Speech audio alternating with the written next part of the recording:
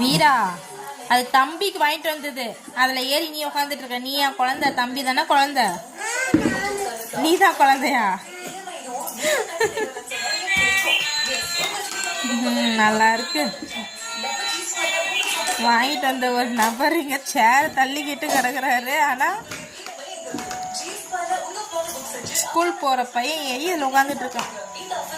என்ன பண்ணிட்டு இருக்கங்க? பிச்சுடாத. நல்லா இருக்கா வண்டி? நல்லா இருக்கா வண்டி?